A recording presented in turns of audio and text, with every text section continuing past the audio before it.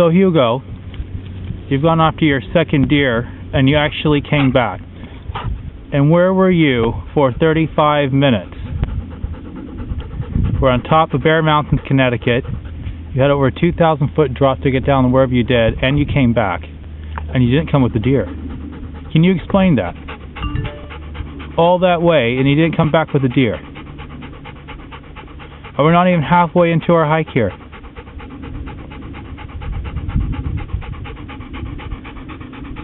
What do you have to say for yourself? At least the deer. Do you have anything else to say?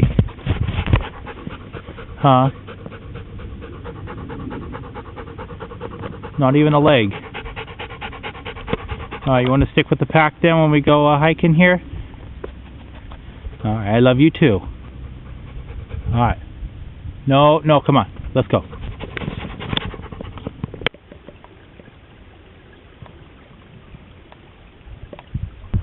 People always ask me, what do you do on vacation with flying benefits all over the world?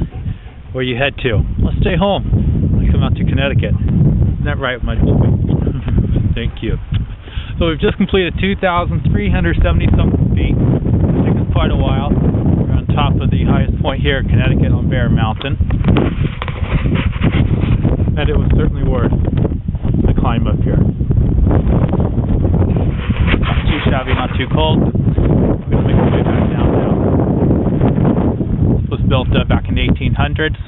There's obviously no roads around here at all. It was about a 20-foot tall tower. Now it's just a bunch of rubble that's been rebuilt from time to time throughout the decades. But I think it serves its purpose quite well right now. So we'll meet you on the bottom.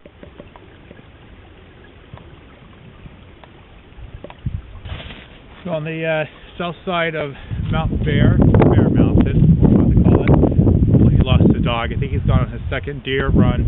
First one lasts about 35 minutes. Hey. Hi. You here? Come here. Can you stay around for a little bit? Thank you. Today's trip we did a bit high tech. Brought the iPhone using the GPS program I found for an application, and it's worked quite well actually. It kept up the time, kept up the speed, which has been pretty much zilch, but a nice little trail mix. The sad thing is, I've pretty much emptied the battery out, so good thing it's snowing because I can follow the trail. In the back of the backpack is the Garmin. It's done quite well actually at keeping track of our route, so I could see some prints across the back. It does tell you how I can get back to the car. How's the crow flies? The crow's not going through all the shrubbery here. So this is kind of interesting. Definitely need a power supply for the iPhone because I can also take a photo and have it downloaded directly to the site, and then everyone can see where we've been along the way. So we need some more power, but not a bad application. Of course, the dog pretty much decides that he knows exactly where he's going, and he'll be back when he's ready to. So we'll have 2 more deer runs today, right? And we'll be on our way.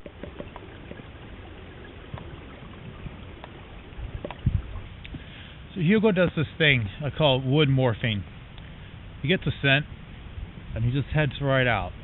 So it's been about 10 minutes and you've come back without the deer again. Earlier today we were on the other side of the mountain, and I don't know why the deer couldn't hear me whistling. Hugo singing, something like that, and decided to take off, and Hugo goes after it, yelping like a hunting dog all the way.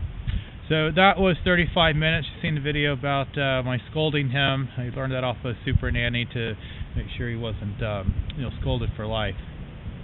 Good boy. He didn't bring the deer back there either. And today we've been using the Appalachian Trail for most of it.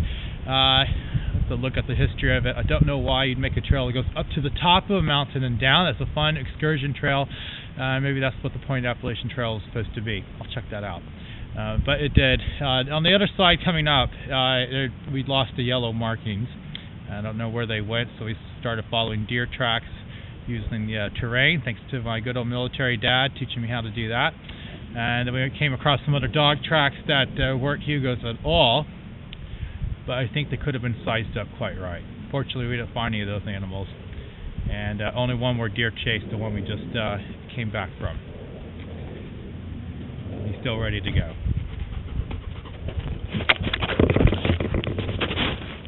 That's great, Hugo.